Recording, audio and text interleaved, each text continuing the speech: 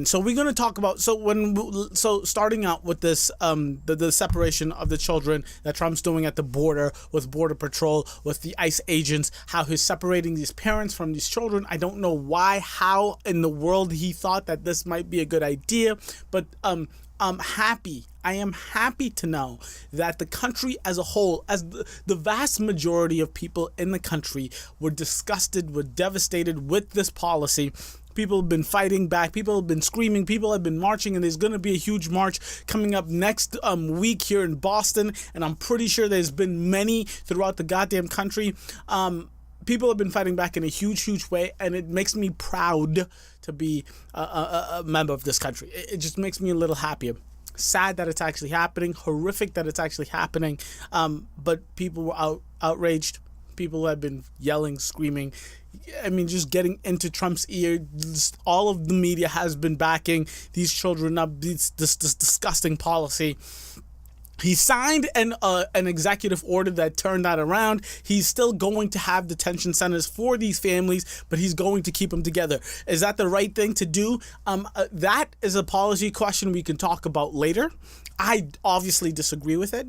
I believed in the hearts of my hearts, if someone is willing to risk their family's life, risk their child's livelihood by coming to a country illegally, and most of the time, especially in this situation, people are coming here for asylum. If that's the situation, I believe they're running for something worse. But that's not what we're talking about today. What we're talking about today is the effects of the already separated children from these parents, what that can do to them mentally moving forward. It's a scary situation. Reading this story, reading these articles, reading these studies really made my gut wrench. Forget about what's already happened. But let's see what we're moving forward. So, when these children are forcibly, abruptly separated from a parent or trusted caregiver, stress hormones in these children, like adrenaline, cortisol, flood their systems. Over time, those hormones can start killing off neurons, causing both short and long-term consequences that may cause learning and behavioral problems and or physical and mental health issues. Children's stress response system, if persistently triggered over more than a brief encounter, can affect the immune system, can affect the cardiovascular system, can affect the metabolic system, and even alter physical structure of the brain. The longer the separation, the worse the impact of the stresses are likely to be. Every single day, every single time a stressor, a major stressor is happening in these children's life and their parents are not around to protect them, to keep them safe so they feel comforted, these effects are happening to their bodies. These hormones are getting flooded into their system. These are physical things. These are actual actions. The separation from parent to child is a horrific thing. And you're going to see in this, when I continue reading on how scary these effects can be long-term for these children. According to the attachment theory developed in 1958 by John Bowlby and Mary Ainsworth, young children's sense of security is rooted in their relationship with their caregivers. That in turn shapes their social, cognitive, and emotional regulation skills. Separating a child from a caregiver puts a child's long-term development at risk. All right, so that's the theory. Let's go down to the nitty-gritty, the actual studies that were done, and see how it actually affects these children. Since 2000, Nelson and his team have studied thousands of Romanian orphans to understand the neurological impact of separating children from their parents. They found that children separated from their parents in the first 2 years of life scored lower on IQ tests. Later in life, their self-regulation was worse, and their stress reaction system seemed broken. The things that would cause a typically developing child to stress out would not have the same effect on them. MRI scans showed that by age 8, these children had less gray and white matter in their brains than children raised by their own families. Understand this. So the first 2 years of life. Only in the first 2 years of life, if they're separated, right? And we all know the tender age concentration camps, Walmart centers, containment centers, whatever they want to call it, these tender age detention centers were for infants. And they said specifically, if the separation happens within these first 2 years of this child's life, which is the Trump administration's tender age description, if it's happened, that at that point of time. By the time they're 8, only by the time they're 8, they can see the drastic changes, which I think is insane, right? So children who experience profound neglect early in life, if you don't reverse that by the age of 2, the chance that they will end up with a poor development outcomes is high. Okay, this is from that same study. Continuing on, they said the unexpected forcible separation from your parents is worse. This is what really took me back. So the unexpected forcible separation from your parents is worse than the ravages of being in a war zone or being a victim of oppression or living in deep poverty. In all of those, the only buffer you have as a parent, take that away and everything falls apart. And it's true.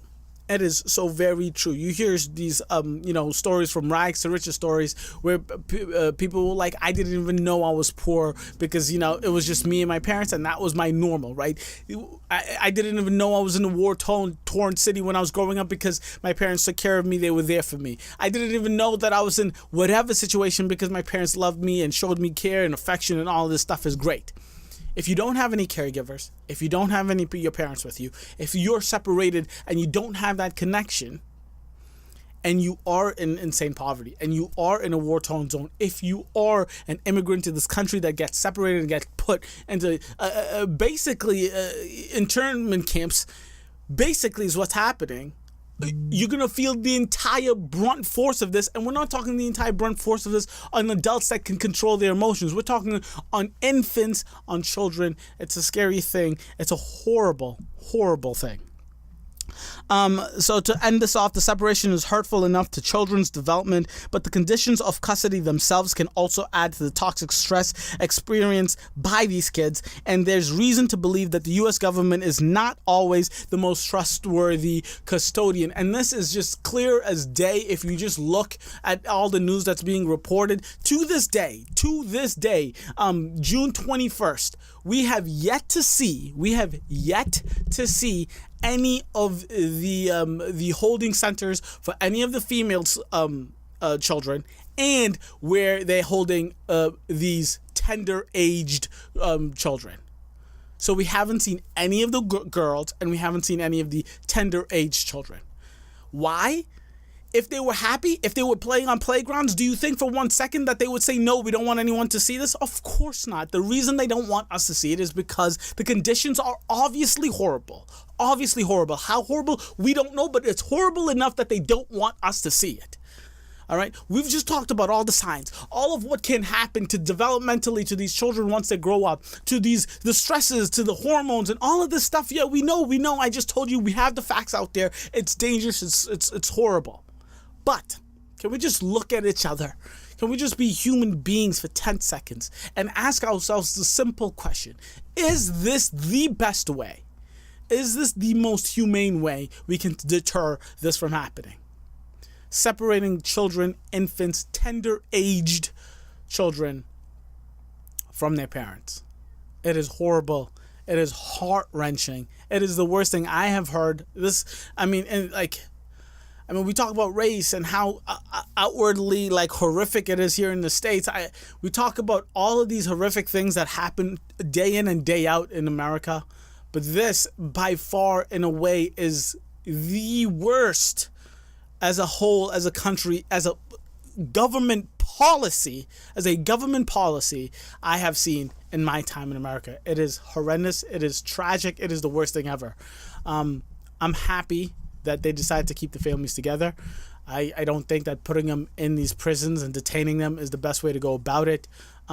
It's one step forward. We're going to have to keep fighting because, God damn it, it's a scary situation. And to end this off, yes, he decided that we're going to stop and we're going to, from here on out, we are going to detain the families together. But the question still stands, where are the children that were separated? How quickly can we get these children and families? Because remember, there's over 2,400 children that have been separated from their parents.